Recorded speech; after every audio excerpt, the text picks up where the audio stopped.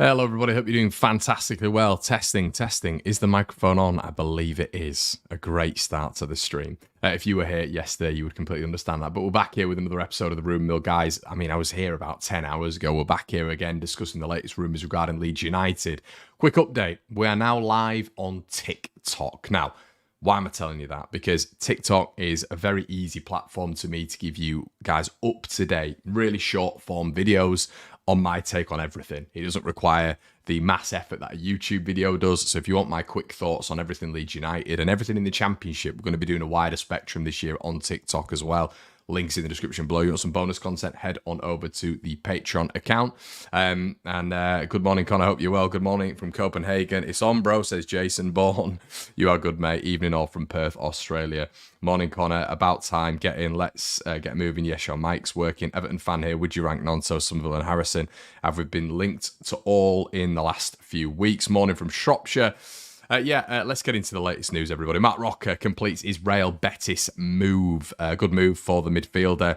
Rocker, obviously 26 years of age, only signed from Bayern Munich last summer on a 4-year deal. Former under-21 Spanish international who's played multiple times, over 100 times for Espanyol, before securing a move to Bayern Munich in 2020. Rocker has now moved to Real Betis on loan, it looks like, and he's one of number of departures from Leeds United on loan. Obviously, we've had Brendan Harrison going to Union Berlin, Diego Llorente and Rasmus Christensen joining Roma for the 23-24 campaign, and Robin Koch going back to Eintracht Frankfurt, whereas Rodrigo has been the only permanent transfer to Qatari side Al Rayyan. So, yeah, business at the minute is slow regarding Leeds United. We all know that. We're looking at that the next spot, the next stage as to where Leeds are then able to bring in incomings, and we're going to get onto that in a little bit regarding the stream. But Mark Rocker leaves Leeds United, and yeah, as I've said multiple times on here before, I wouldn't mind seeing him back at some point. Daniel Farke was a huge statement, says David Prutton. Now we're going to get on the TikTok. We're going to do a little bit of a TikTok discussing briefly what I think of a certain podcast take on Daniel Farke the other day, which was on social media, which I'm sure you guys will be interested in. But on the contrary, David Prutton, Sky Sports pundit, has said that it's a massive statement from Leeds United. And in his YEP column, he's saying that the players will be chomping at the bit. Now, whilst I get what David's saying, I do think that naturally there has to be additions for Farke to be happy as well. And yeah, there's certain conditions need to be met, and I believe that Daniel Farke will want a certain type and caliber of personnel coming in, and Leeds United really need to get moving with that one. Morning Connor from Hampshire. Morning Connor. Mic test. Yeah, definitely. Morning from Scotland. How you, mate? Hope my question got removed. No, it didn't, Ian. No, it didn't. Everton fan here. How would you rank Nonso, Somerville and Harrison? Yeah, apparently, reports are stating this morning that Leeds are still in conversations with Everton for Willie Nonso. Interesting that the first 50 million bid got knocked back. How far will Everton go? I think Leeds are looking to keep him beyond the 1st of September. So, yeah, it's going to have to be a good effort, I think. And there's no chance you're getting all three of those guys, mate. Obviously, Everton aren't in the best financial position. I think if you're looking at all three of those, you're probably looking upwards of 60 million quid. So that's not going to happen. Nonso, yeah, personally, and this isn't from a bitter stance, I think he'd do better in a better system than you guys provide. I don't think Everton are going to be sustainable in the Premier League either, so I don't really understand what Willie's doing. Maybe it's just a little bit of a platform if he is to go to Everton, and maybe he hasn't got any other offers. Who knows? I mean, he didn't play to the latter part of last season. Maybe that's had a little bit of an impact. He is only young. How much are clubs actually willing to spend on him? Jack Harrison, much more of a constant in terms of what you're going to get from him. Everyone's seen Harrison over the last 4 to 5 years. You know what you're going to get from him: effort, endeavour. Maybe not productivity throughout the entire season, but definitely in space, which will be happy, which will make a lot of Everton fans happy if he is to go there. I don't think Harrison will go there. Somerville, yeah, apparently he's attracted interest from abroad. So, yeah. Emmanuel Dennis Connor, would you take him? We're speaking about this last night. Yeah, I would take him. I'm not 100% sure he is that 9 profile, which is what I think Leeds need at the minute. Leeds United need a number 9. Patrick Bamford should not be Leeds United's number 9 going into next season. I don't care about the sentiment attached. I'm here for Leeds United winning football games and getting promoted.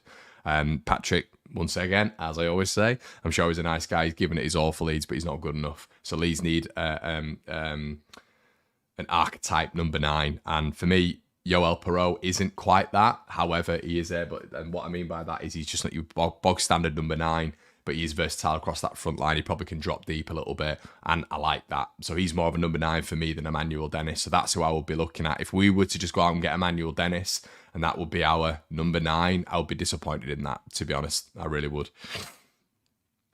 I'm on from Thailand. Hi, Pat. Tom says, I understand what you mean, but we do have new investors in a new stadium on the way, but I don't think Dyche will be here long term. Yeah, I think if you've got a new stadium, and no disrespect to Dyche, but I think new stadium, new sort of outlook, you need maybe a more progressive manager at Everton. So we'll have to wait and see what the summer and the weekend coming up, actually, because apparently that's when talks are going to intensify between Nonto and Everton's camp, according to some, will bring. Mr. P says, if players are to go, we can get them out the door sooner rather than later. Personally, I would love to keep the likes of Nonto, Somerville and Cine, etc. So would I, Mr. P. It just depends on transfers. It's very difficult with Leeds regarding transfers at the minute, because you've essentially lost 4 or 5 players, and all these players are on loan, obviously. But at the end of the season, Leeds were probably looking at that, maybe without knowing the specifics of the deals, thinking to themselves that they can get a real value for a lot of those players. They haven't. They probably, how much did Aronson was 30, Koch was 11, Rodrigo was 31. They've spent millions and millions and millions of pounds on these players, and at this moment in time, they've all been loaned out, aside from Rodrigo, where we've got 3 million value from. It's atrocious business. It's hideous business. But overall, it's one of those where we've just got to deal with it. It is what it is. You can't. There's no point in bitching and moaning about it. But it just basically means that Leeds are going to have to accrue value from other players, other sellable assets, some of their top assets. You look at Nonto, Somerville, Sinistera, Bamford, maybe Jack Harrison, Elan Melier. Our Leeds going to have to sell some of these players to be able to accrue value to then go and buy some of the best players in the Championship. That's definitely something that is likely. Connor, what are your thoughts on Grady Diangana as a replacement for Rocker? Completely different positions, Manjit, unless Grady Diangana is now a central midfielder. So let's get on to some other bits of news, everybody. The Takeover, which is in the title, Sunday. So this is the reason I brought this up, is because it's a journalist that I massively respect. Leeds United Takeover update emerges Sunday night as EFL finally set for action on the 49ers deal. The 49ers Takeover Leeds is set to be finally confirmed by the EFL after weeks of ratification, according to Mike McKeegan, who we've spoken about on here before. The appointment of Daniel Farker has been held up, as the Whites hope for the green light would arrive first until the German was announced on 4th of July. That obviously didn't happen in terms of the green light. But it looks like, according to Mike Keegan at the Mail, that this is going to happen very, very soon now. I think he said that it's going to be in the next... According to Mike Keegan, he said that Leeds' takeover by the 49ers Enterprises is set to be finally confirmed by the EFL in the near future. Now, the near future is something that we've heard for so long now, but I think it's also been very, very skeptical. A lot of people have been like, is this actually going to be confirmed? The EFL being the EFL have taken as long as possible. Didn't work like that for Huddersfield. It was instantly.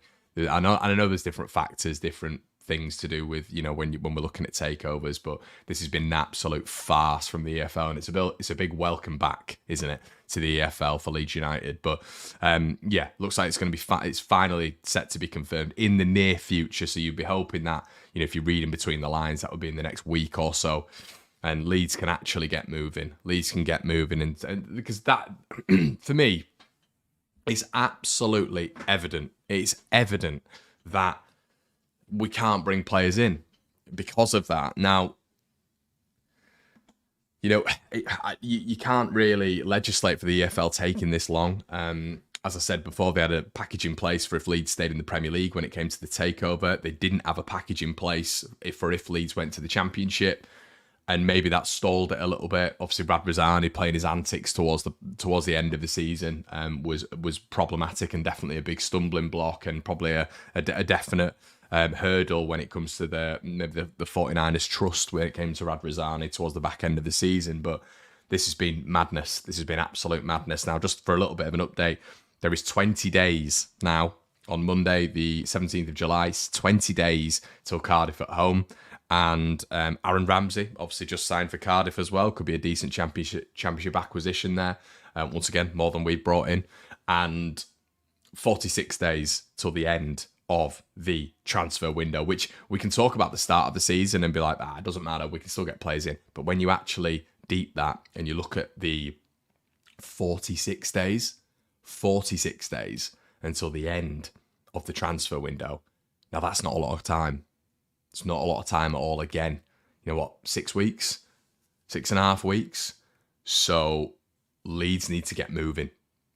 Leeds need to get moving quickly when this happens, you know. And this is where Leeds can dictate what happens in terms of if they are waiting for the EFL takeover. Let's hope behind the scenes they've got 3 or 4 players waiting to sign, almost confirmed, but just waiting for that EFL ratification to be confirmed, hopefully this week. And if that is confirmed this week, Leeds start rolling, you know, videos completed. I know it sounds ridiculous, but contracts pretty much signed, and we don't know the intricacies of contract details. We always get some comment on these YouTube videos telling me the intricacies of business and all this sort of stuff, as if that's the purpose of this channel. It's not. That's not my job. I'm commenting from the outside. I'm saying that hopefully Leeds United have got some signings lined up, ready to go, and that's what they can dictate. You know, they can't dictate bringing signings in at the minute, clearly, but actually having them lined up, ready to go, you know, is hopefully a prerogative. If Leeds are getting to a point where, you know, let's say hypothetically, I've seen in the comment section below, Wednesday it's completed, and then we're approaching players afterwards, that's a problem for me, because these transfer negotiations take such a long period of time, especially with other clubs interested in the best players in the Championship. We need a couple of key transfers straight in. I think the 49ers are trying to hold on to players and won't sell unless prices are met. They're sticking to their guns. And Glenn says, can't believe the EFL have taken so long over your takeover, where ours at Birmingham was so quick, especially when you think the mess that we've been in. Glenn, I mean, I don't want to be speculative, but it's very interesting because you know, when it comes to Leeds United, we've had a history with the EFL. And yeah, it's interesting how this has taken so long. Luckily, we have Matis Jovis up front, the modern day R9 of future Championship top scorer.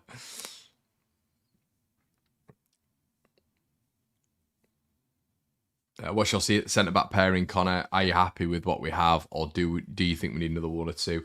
Yeah, I wouldn't mind Reece Oxford. I think I've mentioned this before. Reece Oxford obviously is someone who Leeds United are interested in. Nat Phillips as well. I'd be well up for. But yeah, I do think we need another couple. A lot of people are talking on Charlie Cresswell. Charlie Cresswell didn't have, you know, he had ups and downs last season at Millwall and wasn't, you know, there for the entire season. And you know, sometimes he'd be dropped to the bench. Now, if that is the case for Millwall, I'm not 100% sure he should be starting automatically for Leeds United. I think there needs to be competition with him and another for that spot. But Leeds have got options. I guess at the minute, you'd probably be looking at Verba on the left side if it is a 4 at the back. So it's just someone shouting outside, strange Manchester. So it'd be someone like, Verba on one side, and then you'd probably look at Charlie Cresswell right now as the other, but I do think he needs a little bit of competition there. So yeah, I'd be looking at maybe Verba on one other, but yeah.